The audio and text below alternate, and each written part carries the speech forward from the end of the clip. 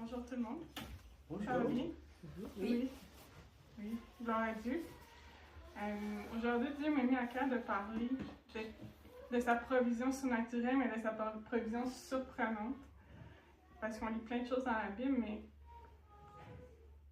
des choses extraordinaires que peut-être on ne vit pas aujourd'hui, mais qu'est-ce que Dieu veut nous dire à travers ça? Fait que je vais juste comme passer des passages de la Bible pour voir tout ce que Dieu a fait, qu'est-ce que Dieu veut dire. Puis on va commencer avec Élie. On va voir 3 fois où Élie a reçu une provision tellement surprenante. Le prophète Élie dans l'Ancien Testament. Premièrement, dans 1 Roi 17. On va juste lire le texte. Élie, le Tishbite, l'un des habitants de Galade, dit à Akab: L'Éternel est vivant, le Dieu d'Israël dont je suis le serviteur, il n'y aura ces années ni rosée ni pluie, sinon à ma parole. Fait que dans le fond, Élie annonçait une sécheresse. Là. Il y allait avoir vraiment un manque de pluie, donc une situation difficile s'en venait. Fait que Dieu parle à Élie, il dit: La parole de l'Éternel fut adressée à Élie en ces mots. Pars d'ici, dirige-toi vers l'Orient, et cache-toi près du torrent de Kérit, qui est en face du Jourdain. Tu boiras de l'eau du torrent, et j'ai ordonné au corbeau de te nourrir là. Il partit et fit selon la parole de l'Éternel, et il alla s'établir près du torrent de Kérit, qui est en face du Jourdain. Les corbeaux lui apportaient du pain et de la viande le matin, et du pain et de la viande le soir, et il buvait de l'eau du torrent. Mais au bout d'un certain temps, le torrent fut à sec, car il n'était point tombé de pluie dans le pays. Fait qu'on voit premièrement qu'il y a une situation difficile qui s'en vient. Mais Dieu, tout de suite, dit à Élie: va là, je vais prendre soin de toi, cache-toi là. T'sais, malgré la situation difficile, Élie était caché en Dieu, près du torrent de Kérit. C'était un endroit spécifique que Dieu lui avait donné. Puis, il a utilisé des corbeaux pour amener sa nourriture. On s'entend que c'est quelque chose. Que les corbeaux, matin et soir, allaient porter la nourriture à Élie. Puis c'était un ordre de Dieu aux corbeaux. Fait que c'est quand même assez incroyable, mais c'est que même dans les temps difficiles, où on ne sait pas comment on va recevoir la provision de Dieu, bien Dieu en a une quand même. Puis on sait qu'on est dans les derniers temps, puis que Jésus va revenir bientôt. Il va y avoir des tribulations. Même aujourd'hui, on le voit un peu, il y a l'inflation. Les gens ont plus de difficultés financièrement à obtenir même la provision de base comme la nourriture, le logement. Puis ça va peut-être s'empirer dans les années, on ne sait pas. La parole dit qu'il va y avoir plus de guerres, qu'il va y avoir des famines, qu'il va y avoir aussi. Mais Dieu n'annule pas sa parole à cause des situations difficiles qu'il va y avoir dans le monde. Dieu a quand même prévu, il a dit qu'il va pouvoir tous nos besoins, qu'il le fait malgré les... Mais en plus, c'était une parole de Dieu qu'il allait avoir une sécheresse. C'est pas comme si Dieu était surpris de ça. Mais Dieu, quand même, pourvoit dans ces moments difficiles-là. Pourvoit malgré les tribulations qui peuvent s'en venir. Puis Dieu va être fidèle malgré ce qui va s'en venir sur cette terre-ci, comme il l'était qu'Élie dans l'époque. Puis, juste après ça, ça dit qu'à la fin, il y avait plus, la pluie tombait. Ben, le torrent était sec, donc il n'y avait plus de provisions. Fait que, je ne sais pas s'il y en a qui se souviennent de la suite. Comment est-ce que Dieu va pourvoir pour Élie? Il n'y a plus d'eau dans le torrent. Vous souvenez-vous qu'est-ce que Dieu dit à Élie après? Non? C'est bon, on va lire la suite. Alors la parole de l'Éternel lui fut adressée en ces mots. Lève-toi, va à Sarepta qui appartient à Sidon et demeure là. Voici, j'y ai donné à une femme veuve de te nourrir. Il se leva et il alla à Sarepta. Comme il arriva à l'entrée de la ville, voici, il y avait une femme veuve qui ramassait du bois. Il l'appela et dit: Va me chercher, je t'ai pris un peu d'eau dans un vase afin que je boive. Elle alla en chercher, l'appela de nouveau et dit: Apporte-moi, je t'ai pris un morceau de pain dans ta main. Elle répondit: L'Éternel ton Dieu est vivant. Je n'ai rien de cuit, je n'ai qu'une poignée de farine dans un pot et un peu d'huile dans une cruche. Et voici, je ramasse 2 morceaux de bois. Puis je rentrerai, je préparerai cela pour moi et pour mon fils. Nous mangerons, après quoi nous mourrons. Élie lui dit: Ne crains point, rentre, fais comme tu as dit. Seulement prépare-moi d'abord avec ça un petit gâteau, et tu me l'apporteras, et tu en feras ensuite pour toi et pour ton fils. Car ainsi parle l'Éternel, le Dieu d'Israël. La farine qui est dans le pot ne manquera point, et l'huile qui est dans la cruche ne diminuera point. Jusqu'au jour où l'Éternel fera tomber de la pluie sur la face du sol. Elle alla et elle fit selon la parole d'Élie, et pendant longtemps elle eut de quoi manger, elle et sa famille, aussi bien qu'Élie. La farine qui était dans le pot ne manqua point, et l'huile qui était dans la cruche ne diminua point, selon la parole que l'Éternel avait prononcée par Élie. Fait que là, après qu'il n'y ait plus d'eau dans le torrent, Dieu n'est pas au bout de ses ressources encore. Il dit à Élie, va dans cette ville-là, il y a une femme veuve qui va te nourrir. Donc, Dieu envoie Élie vers une femme qui a absolument rien dans la vie. Elle n'a plus de mari, qui peut l'aider. Tu sais, dans ce temps-là, les femmes ne devaient pas tant travailler. Là, on sait qu'elle avait juste un petit peu de farine, un petit peu d'huile, puis c'était tout ce qui lui restait. Mais Dieu l'a choisi pour pouvoir pour Élie. Ce qui fait encore pas de sens. Okay? Puis là, après ça, Élie lui dit, amène-moi un peu d'eau dans un vase. Puis là, elle dit, oui, oui. Elle va le chercher. Sûrement qu'elle était au puits du village. À cette époque-là, il n'y avait pas de robinet. Fait que c'était facile. Elle va, oui, oui, je t'amène un verre d'eau. Avec ça, et lui, il la met au défi. Mais elle ne sait pas. Il dit, amène-moi un morceau de pain. Parce qu'il sait qu'elle n'a pas de farine puis d'huile. Mais Dieu nous teste des fois dans notre foi. Puis, apporte-moi un morceau de pain. Mais elle ne comprend pas le test de Dieu, le défi de Dieu. Puis, elle est quand même assez négative dans son discours. Elle dit, écoute-moi, il me reste juste un peu de farine, un peu d'huile. Je vais préparer ça, puis après ça, moi, mes fils, on va mourir. C'est assez négatif. Tu sais? Dieu c'était fini pour elle, mais là, elle ne comprend pas le test. Elle ne reconnaît pas que la parole de Dieu. Mais après, et lui, il est gentil, Dieu est fin avec elle, il réduit notre parole. Inquiète-toi pas, rentre, puis fais comme tu dis, prépare les galettes, fais-en une pour moi, puis pour tes fils. Puis il dit, bon, le Seigneur va pouvoir pour toi, puis lui, il n'arrêtera pas. Puis à ce moment-là, elle reconnaît la parole de Dieu, parce qu'elle obéit. Là, elle dit, OK, je vais le faire. Puis, tu sais, elle aurait pu dire non. Parce qu'elle aurait pu dire, mais là, moi, je ne m'embarque pas là-dedans. Il me reste à peine rien. Je ne marcherai pas par la foi sur ta parole que tu m'as donnée. Mais elle a vraiment reconnu que c'était la parole de Dieu. Puis, elle a été tout de suite, elle a oublié, elle a fait les gâteaux. Puis, en effet, ben, à cause de son obéissance, la provision est venue. Fait que Dieu a honoré sa foi. Tu sais, des fois, on manque le test. Mais Dieu va nous donner un autre test, puis il va voir si on va obéir. Oui, il ne nous oubliera pas. C'est ça. On va avoir un coup. Mais c'est ça encore là. Dieu n'a pas choisi quelqu'un de riche pour pouvoir pourrir. Dieu n'a pas choisi quelque chose d'humain, de logiquement humain. Il a été prendre une veuve qui n'avait plus rien, puis il a pourvu pour tout le monde. Jusqu'à temps que l'eau retombe sur la terre. Fait qu'on va continuer avec Élie, mais au chapitre 19. Puis je veux juste dire qu'à ce moment-là, dans la vie d'Élie, il avait vécu un grand moment dans sa vie, un moment glorieux, parce qu'il avait tout tué les prophètes de Jézabel. C'est là qu'il avait appelé le feu sur l'eau, puis que le feu de Dieu était tombé du ciel devant tout le peuple. Puis qu'après ça, bon, ils ont tous mis à mort les prophètes de Jézabel. Fait que c'est quand même glorieux, ce qu'il venait de vivre là, juste à ce moment-là. Mais Jézabel, qui était la reine à l'époque, une reine pas très catholique, pas très chrétienne, elle était très fâchée de ce qu'Élie a fait envers ses prophètes. Puis on va voir qu'est-ce qu'elle a dit à Élie. Akab, qui est le roi, le mari de Jézabel, dit « Akab rapporta à Jézabel tout ce qu'avait fait Élie et comment il avait tué par l'épée tous les prophètes. Jézabel envoya un messager à Élie pour lui dire que les dieux me traitent dans toute la rigueur si demain à cette heure, je n'ai fait de ta vie ce que tu as fait de la vie de chacun d'eux. » Élie, voyant cela, se leva et s'en alla pour sauver sa vie. Il arriva à Béersheba, qui appartient à Juda, et il laissa son serviteur. Pour lui, il alla dans le désert où, après une journée de marche, il s'assit sous un genêt et demanda la mort, en disant « C'est assez. Maintenant, Éternel, prends mon âme, car je ne suis pas meilleur que mes pères. » Il se coucha et s'endormit sous un genêt, et voici un ange le toucha et lui dit « Lève-toi, mange. » Et regardait, il y avait à son chevet un gâteau cuit sur des pierres chauffées et une cruche d'eau. Il mangea et but, puis se recoucha.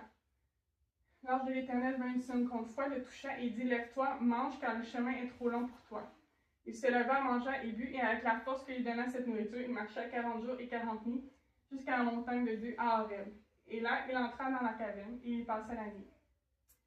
Et voici la parole de l'Éternel lui fait adresser en ces mots. « Que fais-tu ici, Élie? » Fait que Élie était au top de la gloire, il venait de voir la gloire de Dieu, puis là, Jézabel a une menace de mort, puis il perd tous ses moyens. Il tombe dans la dépression, il dit même à Dieu, je veux mourir. Puis il n'y a pas si longtemps, il a vu la veuve qui avait dit la même chose, puis que Dieu avait pourvu. Il avait vu Dieu pourvoir de manière surnaturelle. Il avait vu les victoires de Dieu dans sa vie. Mais ça fait que la peur le prit, la dépression le prit. C'est trop pour moi. C'est trop pour moi. Puis je m'en vais me cacher. Il demande la mort. C'est quand même assez dramatique. Il dit à Dieu, je veux mourir. Je suis pas meilleure que les autres. Je suis tout seul. Mais Dieu l'a rencontré où il était. Il a envoyé un ange du ciel pour lui donner des gâteaux puis de l'eau. Puis des gâteaux puis de l'eau spéciale quand même, parce que ça lui a permis de marcher 40 jours et 40 nuits. Quand même jour et nuit, 40 jours et 40 nuits, c'est quand même surnaturel d'avoir cette force-là. Dieu a pourvu surnaturellement alors que là, il était à terre, en dépression. Il l'a mangé. Puis il a été en rêve à la montagne de Dieu. Fait que là, on voit qu'il rencontre Dieu à cette montagne-là. Puis on va voir la conversation qu'ils ont à ce moment-là, Dieu et Élie. Il répondit, j'ai déployé mon zèle pour l'Éternel, le Dieu des armées, car les enfants d'Israël ont abandonné ton alliance, ils ont renversé tes autels et ils ont tué par l'épée tes prophètes. Je suis resté moi seul et ils cherchent à m'ôter la vie.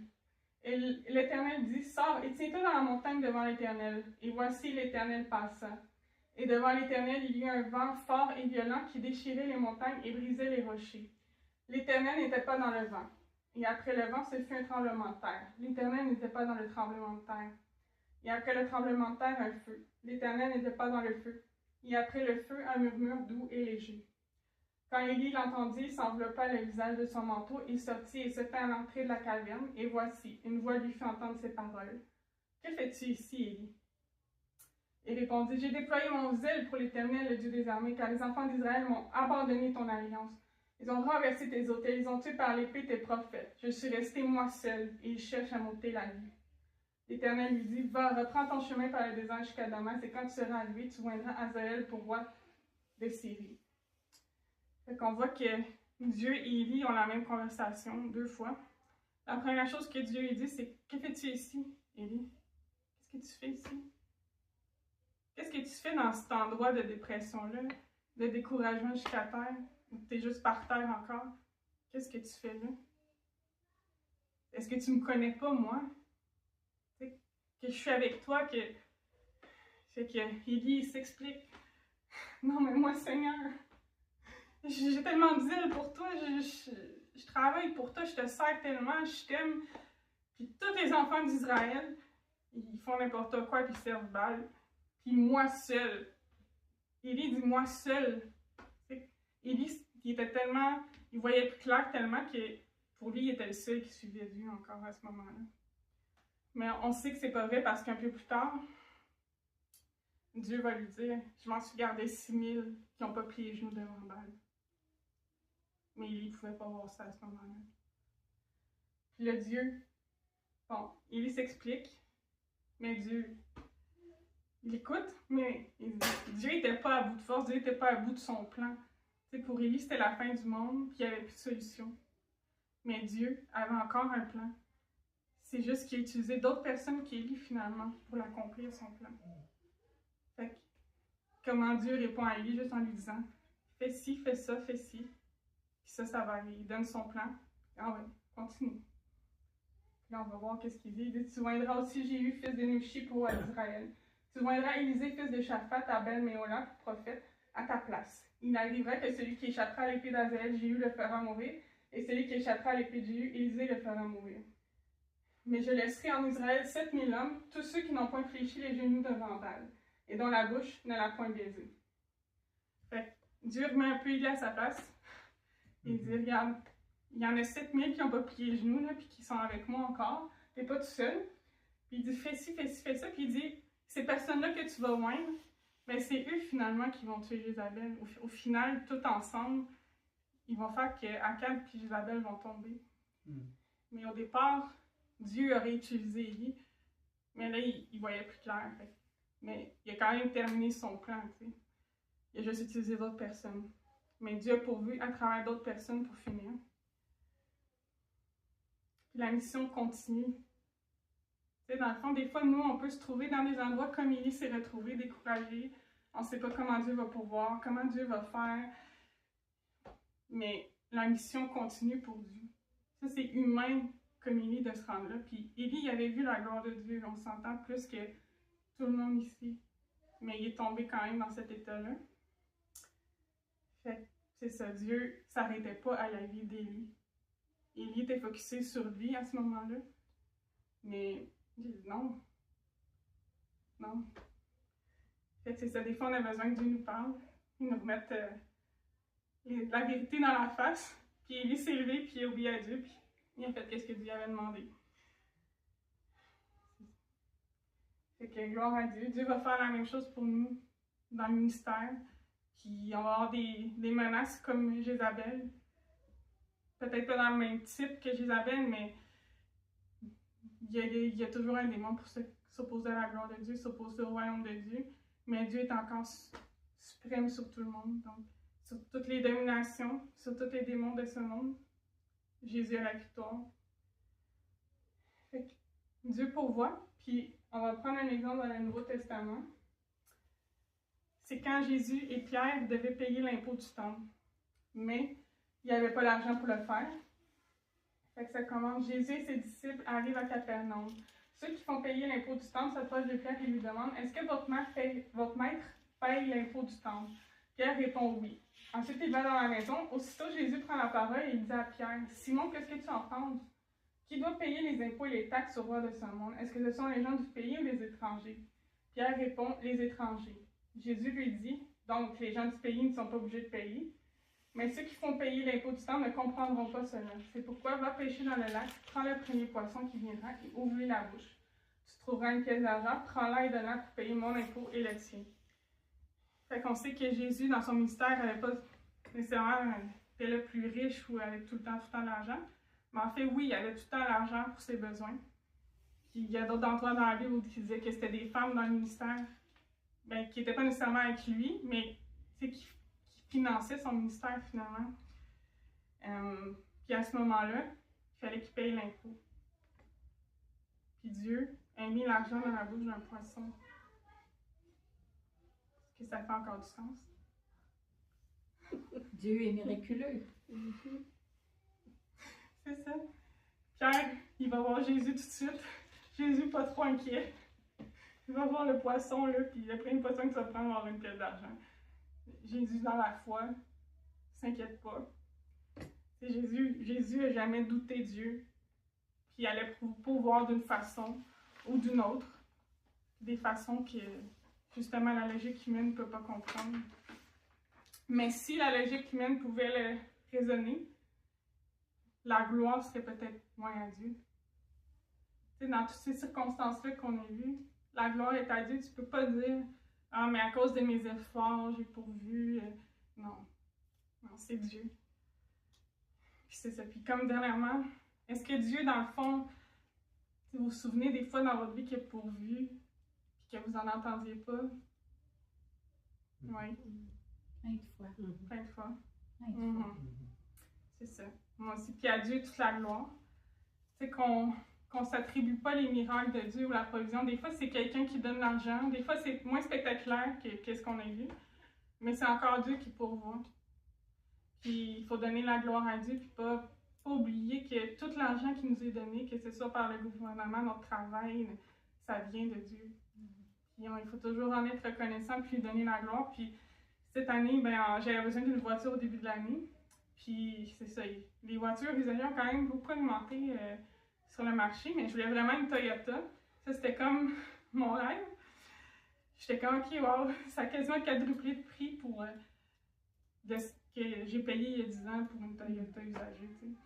Fait que c'est ça, mais finalement, tu sais, la semaine que j'ai eu besoin de la voiture, Dieu m'a donné cette voiture-là sur Marketplace, elle a popé, puis la personne a fini par me répondre après peut-être 2-3 heures que j'ai écrit un message. Puis ça s'est fait tellement simplement. Puis, quelqu'un aurait pu me dire, peut-être que t'es la seule qui a écrit, tu sais. Parce qu'elle avait mis un bon prix, là, tu sais, qui était quasiment la moitié moins que ce qui était sur le marché. Fait que le lendemain, quand j'étais avec cette dame-là à la SAC, elle m'a dit: ah, il y a tellement de monde qui m'ont écrit, là, ça n'a pas de bon sens. m'a dit, c'est toi qui as gagné. Pourquoi elle a dit Non. Mais quand elle m'a dit ça, j'ai senti Tu Dieu. savais que c'était le Seigneur. Oui, c'est ça. Puis pourquoi, elle aurait pu ne pas me le dire, mais tu sais, à Dieu toute la gloire, puis Dieu va nous Il voulait montrer que tu le saches. que non, c'est pas parce que personne n'y avait écrit, Non, non. c'est le contraire. C'est À ça. Dieu toute la gloire, puis la parole dit qu'il va pas partager sa gloire, mais nous, on doit la lui donner. Puis moi, je doutais pas que c'était de Dieu, mais des fois, les gens sont plus. Ils raisonnent, ou comme, ah ouais, là, tu sais, peut-être que si, peut-être que ça, mais non, tu sais, je sais que c'est Dieu. Puis juste quand elle m'a dit ça, je fais, ouais. Ouais. Bon, fait que pourquoi est-ce qu'on lit ça dans la Bible? Tu sais, qu'est-ce que Dieu veut qu'on voit là-dedans? Tu sais, Dieu ne voit pas de la façon dont on s'y attend. Puis la parole dit, Dieu rend riche. Dieu vous rendra riche de mille manières et vous pourrez vous montrer très généreux. Alors, beaucoup remercieront Dieu pour ces dons que nous ferons de notre part. Puis si ce Dieu rend riche de mille manières, il y a tellement de façons dont Dieu peut pourvoir, peut nous rendre riches, pas juste financièrement, mais spirituellement, puis dans l'âme, dans les émotions. Tu sais, Dieu nous rend riches de mille manières. Mais on ne peut pas garder nos raisonnements humains quand on a besoin devant nous. Là. Ah, mais comment Dieu va pourvoir? Puis là, on essaie de réfléchir. Comment il va pourvoir? Qui va me donner de l'argent? Comment il va réussir à faire ce miracle-là? Ah, j'ai pas de connexion. Moi. Je ne suis pas connectée où je dois l'être. Il y en a qui ont des connaissances qui sont bien placées. Moi, j'ai juste l'argent de mon travail qui rentre. Puis là, on peut rentrer dans ces réflexions-là qui finissent plus. Mais c'est pas ça à ce que Dieu nous attend. Il ne s'attend pas à ça de nous. Que toutes les questions, comment Dieu va pourvoir, comment Dieu va pourvoir. Notre job, c'est d'avoir la foi. Pas d'essayer de trouver le comment, mais comment tu peux faire ça? Puis, c'est cette personne. Non. Dieu veut juste qu'on croie. Il veut juste qu'on croie. Notre job, c'est de croire. Le comment, c'est pas de nos affaires. C'est pas de nos affaires. Puis plus jeune chrétienne, je raisonnais plus. Je raisonnais quand même. Puis c'est comme j'ai appris à genre. Si une question vient, un raisonnement vient, non, j'arrête ça. C'est pas de mes affaires. C'est pas de mes affaires. C'est à Dieu. C'est à Dieu que ça appartient. Puis on a la plus grande connexion au monde qui est Dieu. Fait que, on peut pas dire, nous qui connaissons Dieu, j'ai pas de connexion, qui va m'aider. Puis c'est tellement diminuer Dieu de dire ça. Les humains, c'est quoi? On connaît Dieu. Puis Dieu, c'est ton Père. C'est la plus grande connexion du monde que pas tout le monde a. Fait que ça fait pas de sens que l'argent sorte de la bouche des poissons, que les corbeaux amènent de la nourriture à un humain, que des récipients vides sortent l'abondance, que la manne et l'écaille tombent du ciel, que les anges préparent un gâteau, qu'une nourriture donne la force pour 40 jours. Ça n'a aucun sens pour l'être humain. Puis Dieu peut nous démontrer qu'il ne pourvoira pas comme on s'y attend. Puis qu'à maintenant, on va peut-être apprendre à ne pas raisonner, parce que finalement, on ne pouvait pas deviner comment il allait pouvoir non plus. On pouvait juste avoir la foi et l'espérance en lui. On n'obtiendra rien à travers nos raisonnements, à travers nos questions, qui nous semblent logiques, humainement. Mais Dieu n'est pas logique humainement. Fait que si on veut la manne surnaturelle, il faut qu'on soit prêt à marcher sur l'eau, à être comme Pierre qui a pris la main du... Je sais pas, ouais, il n'a pas pris la main de Jésus, mais il est sorti du bateau. Puis c'est quand même peur, hein? Tu sais, dans la tempête, il ne savait pas nager. Mais il a dit, non, je vais y aller. Jésus m'a appelé. Jésus m'a dit de venir. Je fais confiance. Fait que si on veut la manne surnaturelle, il faut apprendre à juste marcher sur l'eau. Puis on sait qu'il a coulé un peu, Pierre, parce qu'il s'est mis à raisonner. Ouais. Il aurait fallu qu'il mette Oui. un well pour arrêter ça. Oui, c'est ça. Mais c'est un peu ça qu'il faut devenir, dans le sens que nous, on voit par les yeux humains, mais il faut quasiment être aveugle à ce qui est sur la terre pour voir dans le ciel, voir dans le surnaturel. Puis honnêtement, le comment, puis le pourquoi, puis le comment tu vas faire, puis ça nous regarde pas, puis honnêtement, ça rend fou à un moment donné de ne pas arrêter de se poser des questions. C'est épuisant de vivre comme ça, au lieu de simplement vivre dans la foi. Puis notre logique ne va pas pourvoir pour notre provision. L'inquiétude ne va pas ajouter une journée à notre vie, comme Jésus a dit. Puis le raisonnement bloque la foi. Dieu, on a vu aujourd'hui qu'il n'est pas limité par rien. Il peut prendre 1000 façons pour pouvoir pour nous, des façons surnaturelles qui dépassent l'entendement, des façons qui nous semblent plus normales à nos yeux. Mais Dieu, on voit qu'il n'est pas limité par nos circonstances, qu'il n'est pas limité par ce qu'il y a sur la terre. Il y avait une sécheresse à un moment donné, puis c'est une limitation pour les humains, mais pour Dieu, ce n'était pas une limitation pour pouvoir. Mais Dieu est limité par le doute qui vit en nous, par le questionnement qui vit en nous. Mais il n'est pas limité, autre que ça. Puis il est limité par le manque de foi, le doute qui veut rester. Dieu veut juste qu'on s'abandonne puis on croit. Jésus disait souvent aux gens qui guérissaient, « Ta foi t'a guéri. » Puis on sait que c'est Dieu qui guérit, mais Jésus qui est Dieu lui-même n'a pas dit « Dieu t'a guéri. Moi qui est Dieu, je t'ai guéri. » Non, ta foi t'a guéri. Fait que ta foi a le pouvoir de guérir. Ta foi a le pouvoir de bouger la main de Dieu en ta faveur. Puis c'est ça, Dieu pourvoit. Ah, ok, c'est fini. Dieu pourvoit selon ses richesses à lui, pas ses richesses à nous. Dans la Bible, ça dit « À moi l'or et l'argent ». L'argent est à moi, l'or est à moi, dit l'Éternel des armées. Mais dans la conception humaine, on se dit, ben, cet argent-là appartient à telle personne. Tout est catégorisé. Moi, j'ai cet argent-là. Chacun a un certain montant d'argent. Mais Dieu dit non, à moi, l'or et l'argent. Sur cette terre. Fait que Dieu, il le donne comme il veut, quand il veut, à sa façon, au moment où il a décidé. Fait que Dieu, c'est le Dieu qui fait sortir l'argent de la bouche des poissons. C'est Dieu et le Dieu qui ordonne à des corbeaux d'amener la nourriture à ses prophètes. Dieu est le Dieu qui pourvoit à travers une veuve qui ne possède absolument rien. Dieu est le Dieu qui pourvoit de manière surnaturelle en envoyant ses anges du haut du ciel.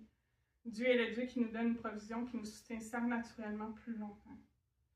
Ça, c'est le Dieu de notre vie. Fait, au final, fais confiance à ton Dieu, parce que sur la montagne de l'Éternel, il sera pourvu.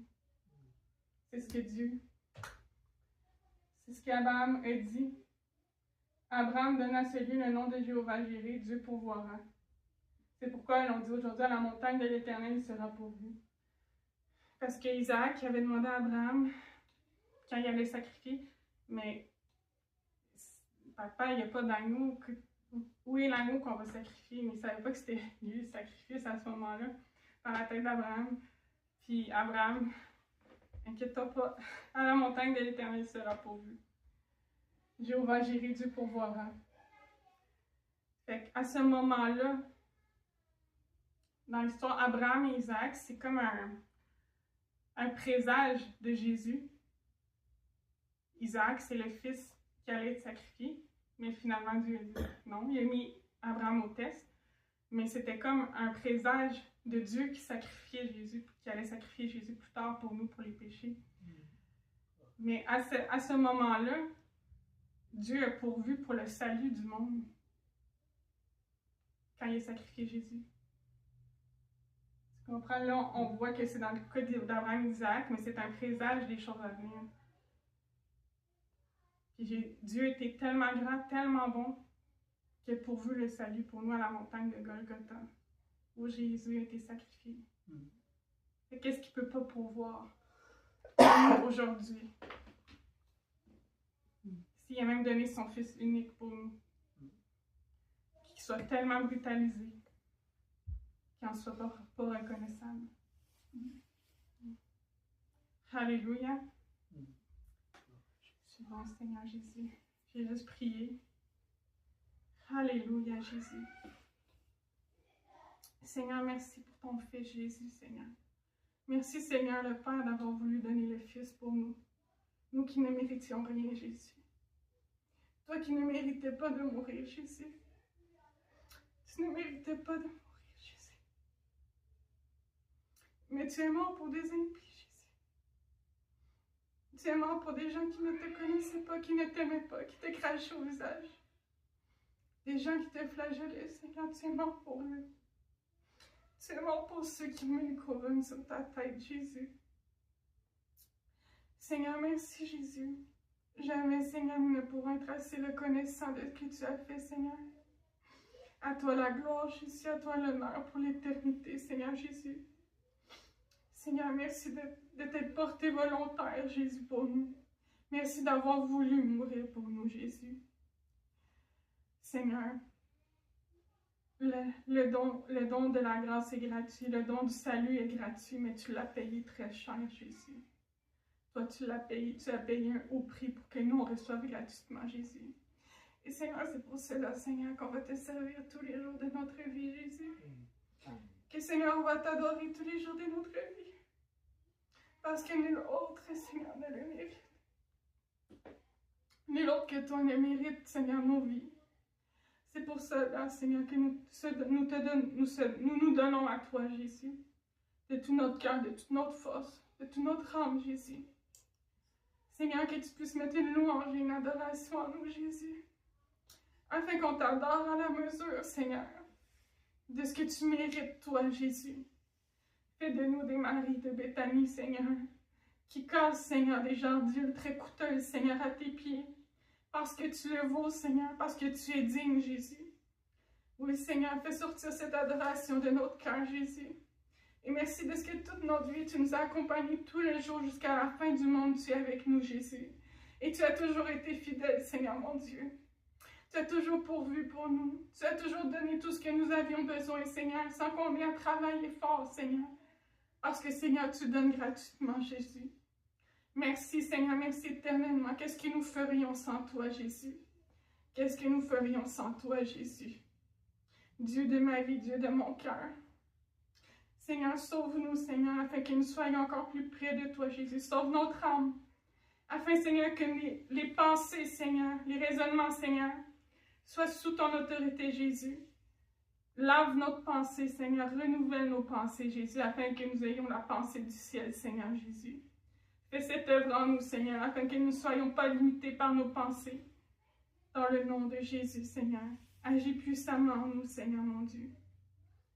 Dans ton précieux nom, Jésus, j'ai prié. Amen. Amen. Amen.